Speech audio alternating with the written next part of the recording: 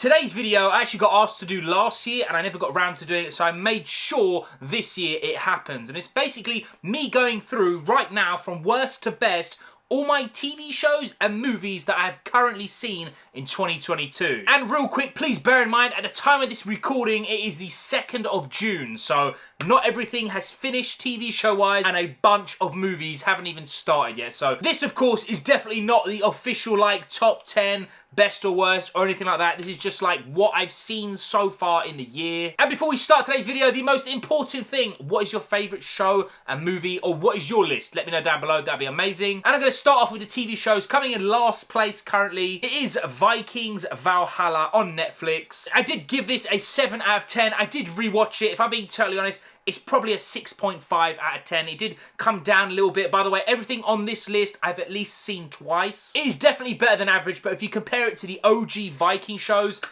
it's nothing like that. Next up is Vampire in the Garden. This is an anime also on Netflix about vampires in a like post-apocalyptic world where they're trying to like coexist. The animating is really, really good. It's very bloody and very gory. I did give this a 7 out of 10. I'm sticking with that score. This, anime-wise, is definitely not the best thing on Netflix. Like, if you compare it to Castlevania, it's a big step down, but it's still very, very good. Next up is Top Boy Season 2, also on Netflix. This is also 7 out of 10 for your boy. I didn't actually review it. Doesn't really fit with the channel. I only cover nerd stuff, but I still did see this, and it is pretty good. It's a little bit better than Vampire in the Garden, just because, like, oh, your boy's in London, man, so, you know, it had to be done. Next up is Stranger Things Season 4. It's actually really hard. Like, I gave this an 8 out of 10, and currently, at the time of this recording, the final 2 episodes have not come out. There's still 8 weeks until they drop. Maybe the score will go up a little bit. I got a feeling it will if it lands, but overall, Season 4, pretty sick. Next up is Peacemaker.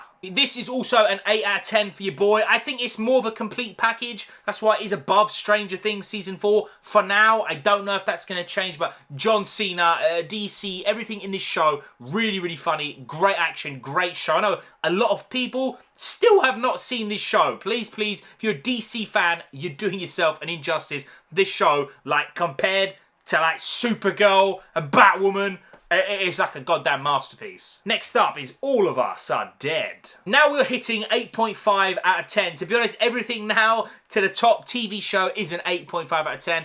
This is a Korean zombie TV show on Netflix. Really, really sick, man. Caught me off guard. Did not think it would be this good. Again, if you like Korean stuff or you like zombies, it's set in a high school. It's totally different, really unique. It's pretty good. By the way, I'm sure you could tell by now, by the pace of this video, I'm not going to like talk about everything, man. I don't want this video to be too long because I'm covering shows and movies in the same video. And obviously, this ain't the full review because that'll come in December. Next up is Peaky Blinders Season 6. Another 8.5 out of 10. I love Peaky Blinders, one of my all-time favourite shows ever made. I do think, if I'm being fair, this is a big step down from every other season. I don't know if it's the writing department or just because certain actresses passed away, man, rest in peace. It just didn't feel the same. I don't know what it is. It's still an 8.5, still a banger, but it's definitely not the same level, man. Coming in second place is Moonlight. I probably should have done the scores, but I go back and change it. It is what it is. This, at the time of this recording, is the most recent Marvel show that is currently, obviously, we have Miss Marvel coming, She-Hulk, a bunch of other things. They have not come out yet, so technically this is the greatest Marvel show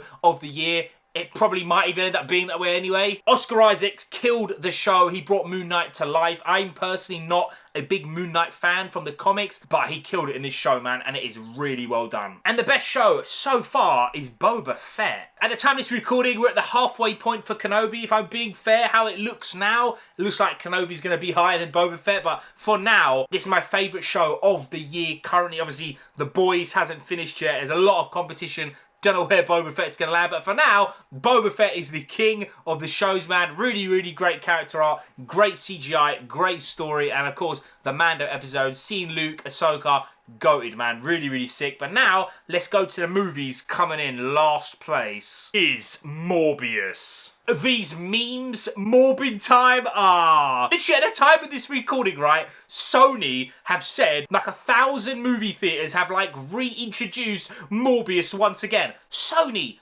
what are you doing? Trust me, it's not because people want to see it again or they want to go see it for the first time. They are laughing at Morbius. It is terrible. For me, 3 out of 10. I don't care for the meme stuff. It is funny. It genuinely does make me laugh. But the movie is a stinker and it is currently the worst movie I've seen this year. I'm sorry, but I'm just being real. Next up is Moonfall. To be honest, they're kind of like that because Moonfall I gave 3 out of 10. Unfortunately, I had to watch it again. It's still 3 out of 10. Funny disaster thing with the moon. It's just cheese, mate. Yeah, pure cheese. Some of the worst dialogue I have seen in any movie ever. This and Morbius, right now, they are both at the bottom of this list. Literally, I'm looking at the list. The next one up is a 5 out of 10. Anyway, it is The Secrets of Dumbledore. It's no secret that for me, this was dead average. 5 out of 10. That's what I give a dead average movie. I struggled hard watching this again. For me, it's very, very boring. It's better than the second one, but absolute dog crap compared to like Fantastic Beasts, the first movie. They just need to stop, man. They need to stop. I don't know what it is. This movie like kind of just didn't do anything. It was better than the second, but definitely not great. Next up is The Adam Project. Another movie a lot of people still haven't seen. I personally gave it a 6 out of 10. Has got Ryan Reynolds in, aka Deadpool. Is on Netflix. It's pretty good. Like, it's definitely better than average. Again, I watched it twice. I don't think it's this great, like, amazing movie, but for an action movie that you can just casually watch, I think it's pretty good, man. A little bit underrated. Coming in 8th place is Uncharted. This is also a 6 out of 10. I just think, because of the games, maybe, just think it's a little bit better than The Adam Project. It's definitely not a stinker of a movie like a lot of people are saying. It's like the worst movie ever made, the worst like video game movie ever. It definitely ain't that bad. There's definitely like issues with it, but it's still kind of fun, and I like Tom Holland and I like Mark Wahlberg. What can you do? Coming in 7th place is Sonic 2. And then on the flip side, this is the sequel to one of the greatest video game movies ever made. This for me is a 7 out of 10. I've seen it twice. I actually liked it even more. I can't give it 7.5. I don't know why. I just don't think it's there for me. There was some human stuff that annoyed me so much, but Knuckles, played by Idris Elba, big man win. Coming in number 6, Texas Chainsaw Massacre. This is on Netflix, and for your boy who just loves horror, I was blown away, man. It's so gory. Like, the story, I don't even care about it. I just kind of like this more than Sonic. Like, for me, it's more rewatchable just to see these people get absolutely murdered in the most grotesque ways. Maybe I'm crazy. Whatever. Coming in 5th place, Scream. I love horror movies and slasher films and just villains in general. I'd say Scream, compared to like Jason and Halloween, Saw, all those movies, compared to that, Scream's probably last, but I actually really, really like this movie. I thought they'd done a really sick thing. I know, personally, a lot of horror fans and a lot of die-hard, and I mean die-hard, Scream fans were very happy with this movie. That's how I know they've done a madness with it. And to be honest, I'm really pleased. If like movie sequels are always this good, I'm down. Coming in 4th place, Top Gun Maverick. I actually saw this kind of recently. It is an 8 out of 10 for your boy. It is the perfect 80s movie sequel. I actually don't know how they made it look so good, and the script is kind of okay-ish, but the characters, man, really, really sick. Kind of emotional. Definitely was not expecting that. And of course, seeing Tom Cruise on the big screen once again, in a jet, I'm sold, mate. Proper sold. Coming in 3rd place, The Northmen. I also rated this 8 out of 10. It's just, I like this more serious, gory, Norse kind of mythology movie with Eric Skarsgård. I just think, for me, I preferred it a little bit better. I don't know, maybe by the end of the year, because currently, I've just told a big lie, by the way. I've only currently seen Top Gun Maverick once. I said I'd see everything twice. I'm lying to you. But currently, I have seen Northman twice, and I really do like it, man.